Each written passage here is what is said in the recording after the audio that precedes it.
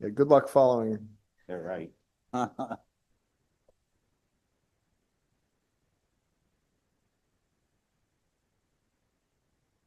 right, so good afternoon, everyone. Good afternoon to the chair, vice chair, ranking members, and all members of the Public Safety Committee. My name is Peter Strada. I'm the owner of Urban 2A located in North Haven, Connecticut. I am here to show my support and ask all members to support HB 5454 to refund certain firearm permit fees. I've been a firearms instructor for almost 7 years. I have helped certify thousands of Connecticut residents so that they can apply for the pistol permits. I have heard countless complaints from many of my students over the years about delays in processing permit applications. So if I may, I would like to explain the steps to obtain a permit so members can understand why passage of this bill is necessary. Step 1, residents must complete a state-approved training class. Step 2, complete an application and must be submitted to the local police department in the resident's town. That police department has 8 weeks to complete the background check, then inform the applicant of the approval or denial of the application. If approved, the applicant is issued a 60-day temporary permit. Step 3, applicant must submit that temporary permit to a special licensing farms unit within that 60-day time frame in person so they can finalize the background check and be issued a state permit. I will say this, almost all police departments do a great job. But what I would like to bring to your attention is the most common complaints I hear about are the police departments in the city of Waterbury and Hartford. This is an issue that has been going on for years now and is not new. My students will call me to say that the Waterbury Police Department will tell residents, I do not know what you have been told, but around here we take up to 6 months. Mind you, it's supposed to be a 2-month process. A week ago, the latest complaint I received from a Hartford resident, she complained that she was given an appointment in the month of May.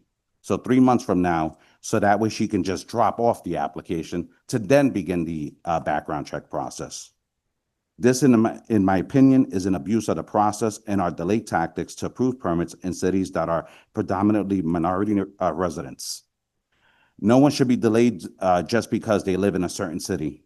I would also recommend to my clients to share their complaints about delays with the chief of police. Almost all would say that they would be afraid to do so because what if they are then denied or further delayed? This is not right, and they shouldn't have to feel that way. I would also like to suggest, if this bill were to pass, if you can add additional language to the bill that adds a time frame that the refunds should be returned to the applicant within 5 business days, just to give it teeth. If the police department is willing to delay the application, what would prevent them from delaying giving the refund? Again, I would like to thank all members of the committee. Please support HB 5454, and I thank you for your time. Thank you for your testimony as well as just looking at it written. I know the majority leader has also testified in this as well. Questions from members of the committee? Senator Chigarella. Thank you, and thank you for coming to testify on this. So you see the delay is really at the municipal level, not at the state level? No, the state does a great job. Okay. So it's just, over the years, used to be the 4 biggest cities, Bridgeport, New Haven. New Haven, Bridgeport got their act together. They do a great job. They do everything in a timely manner. But Waterbury and Hartford just has a real bad attitude when it comes to processing the applications. I just kept it clean. The complaints I really get from my students are they get more attitude when they call for follow-ups and updates to their background check. The state says you have 8 weeks to do a background check. They should do it within the timely manner. They're supposed to submit fingerprints within 5 days of receiving them. So there's really no excuse. It's one thing if it was just happening for a short period of time, maybe they're short-staffed, but we're talking about years. I've been an instructor now 7 years, and it's just been the same complaint since I've been a firearms instructor. And it's the same 2 cities, and no one has done anything about it. Got it. And you said, in the past, other bigger cities had challenges and there were delays, but they fixed their issue. Correct. Do you know what they did to fix that issue? They did their job. They did their job. That's really what it is.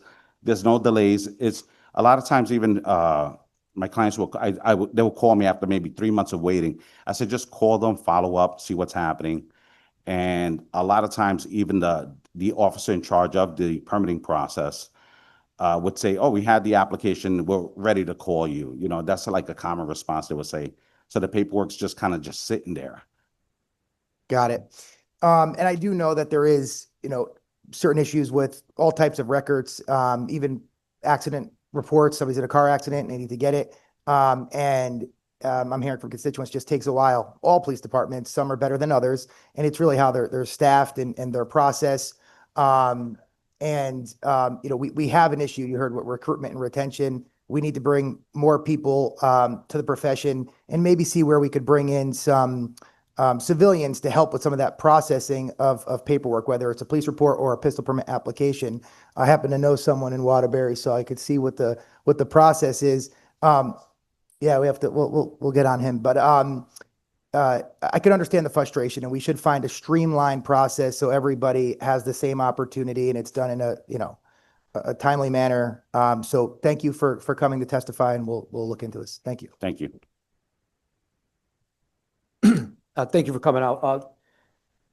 Even in Waterbury, do you factor in sometimes there are residents that have just moved in from New York, they apply, they're trying to get some of the backgrounds checked, and it does take a little longer? I'm not making any excuses.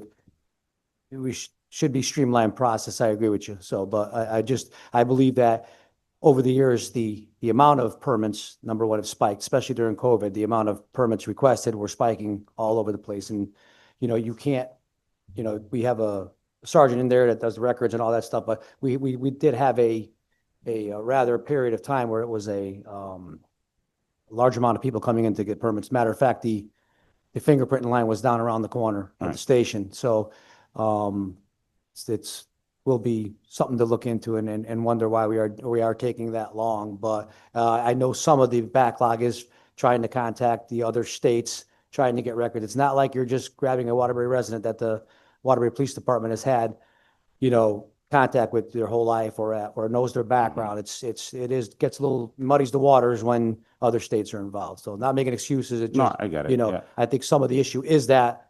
Other than that, we probably would have to look into it. Absolutely.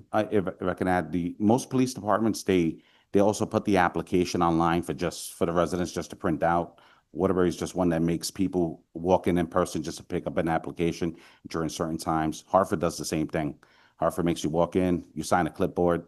They got someone sent me a picture of it. It's like a sign saying you can pick it up at the records division. No one's ever there.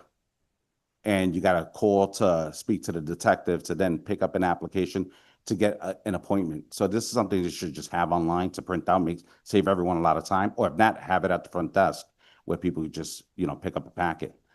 Yeah, unfortunately, in Waterbury, we're pretty archaic, and most of our permits, everything is pretty much, we're 20, 30 years behind everybody. So we're trying to get there. It's just everything takes money, but no excuse. We should be doing a better job. So thank you. Thank you. All right. Thank you for your testimony. Thank you. Appreciate it. Next, a little